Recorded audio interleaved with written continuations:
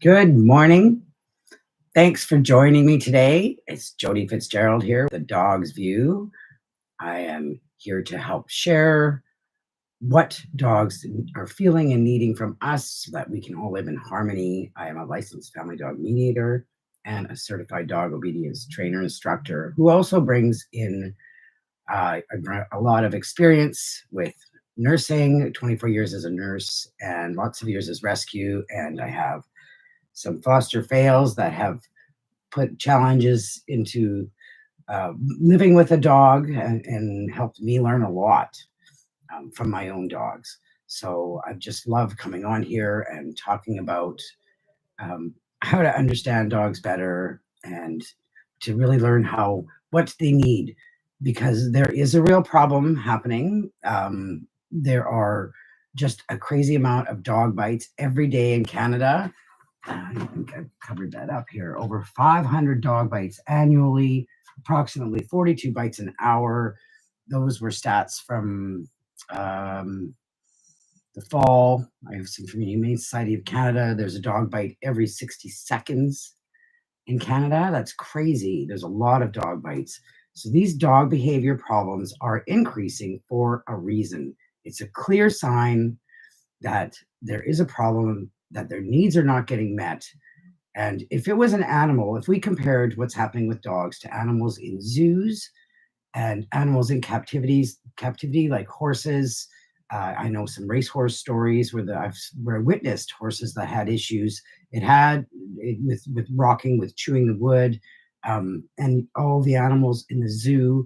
If they're having a problem, it is usually almost always because their needs are not being met, unless there's something physically, which is again some sort of need not being met with physical care even.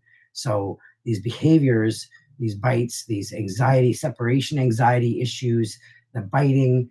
um, I know I said that quite a few times. There's a lot of people with scare dogs, separation anxiety, dogs that are barking away at things like crazy, not being understood and why it's going on. It has to do with needs not being met. It's a scientific fact, and that's why I love what I'm doing, because I get to add in the genetics and the needs and thinking about the actual welfare of the animal.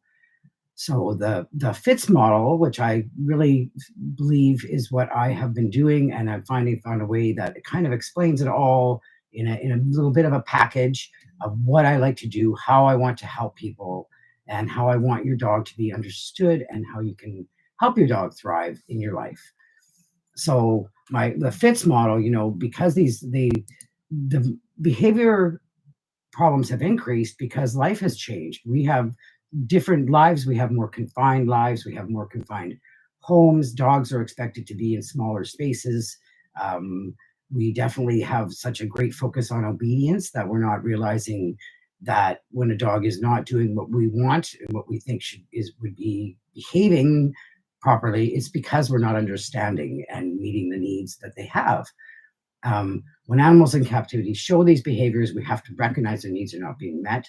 And this applies to the dogs in the human world. And their behavior is a clue. The behavior is a clue of a symptom, and the symptom of a symptom of an unmet need. So the behavior is a clue, like a symptom, and they're showing there's something wrong. There's an unmet need. So with using my FITZ model, I get to offer you a way to look at it from a different way. I'm looking at the root and the cause of the behavior challenges by focusing on how to communicate with them, how they communicate, and what they need to thrive.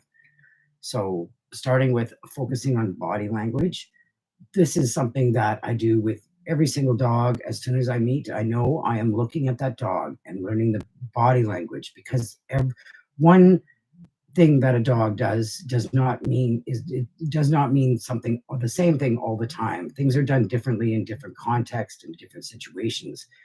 Just like us, the way that we reach out a hand can simply have very different meanings. There you go. It can have multiple meanings, and we can understand when we look at dogs and look at a dog and you learn to read the dog in front of you. and see what they're showing you. Sometimes it's very small, subtle things, but learning to focus on body language and seeing, or even just the whole body leaning back is a statement. There's sometimes they're really subtle and small, but when you learn them, it's amazing how much that can help to starting to understand what your dog is feeling and needing. So focusing on the body language, and then the individual needs matter. Recognizing that every dog, what they are communicating is their behavior is communication, and so learning to listen, and learning to listen and learning to see what their genetics, what their environment is of how their environment is affecting them, um, how the age, what their experience is in life up to that point, um, and understanding and recognizing, taking the time to think about what they could be feeling and what they're showing in their feelings. If they're scared or if they're, very often when you are scared, you will react. You have a reaction that can come across as, almost aggressive and unclear on what you're feeling, even when you're frustrated. So dogs have this too, and they can be reacting, and they're just doing everything they need to survive and to feel safe and to feel comfortable in situations and in the environment. So really learning all about the dog and their individual needs, the learning, the environment, the genetics, and the self. It's what family dog mediation is really based on. We talk lots about these needs of the animal and using this to get their help meet their welfare needs with their past learning experiences.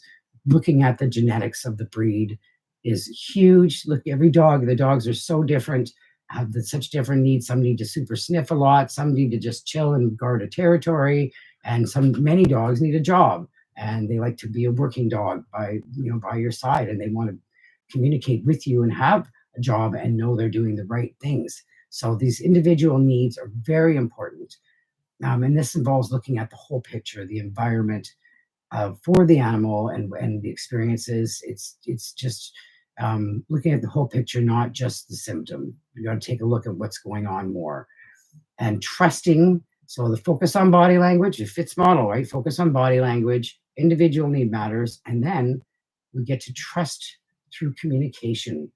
Trusting that communication, getting to building a relationship with that communication that you're getting. If your dog is showing it doesn't want to get tense and doesn't want to go walk by something, listen to that, respect that, and maybe take a wider circle around it. Give them room, space. We know that dogs, a lot of things and issues have to do with space. So giving them space and giving them respecting their choice and giving them that opportunity to make a choice.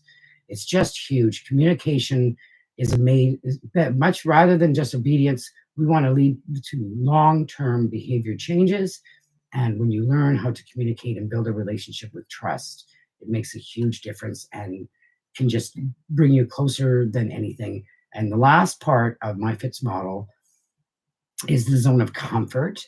And everybody has their bubble. Every species, every being has their environment and the ability and need to feel safe and to feel comfortable, to not feel in danger all the time, to not be unsure of what's going to happen next all the time. They need, we like this predictability. We all do. We want to know when we open the door that everything is going to be good when we go out that door. And it's a general need and a zone of your comfort, right? You need to feel comfortable going out that door. And that's a great example for dogs. Some dogs are really scared to go out the door or out the door into something new or in a door into somewhere new. So helping them feel comfortable and safe can make any new experiences and any challenging experience very much better and create that trust and bond and respect, the dogs, respecting their needs and feelings and emotions and at the time can really build your amazing relationship. So and when you give dogs emotional support and respect their emotions and social space, it allows them to feel safe. It reduces stress and unwanted behaviors. It can make such a big difference. Just reaching out and taking the time, just consciously taking the time to learn these things about your dog. Applying this, I help them clients understand their dog's unique needs, and we get to find solutions that support the dogs and the dog's well-being and your own goals for a harmonious life together. I really believe that this can make a big difference when we spend the time learning what the dog is needing, focusing on their individual needs, um, trusting in the communication, and thinking about the zone of comfort can make a big difference into understanding what's going on and to helping your dog be successful in the environment and in your home.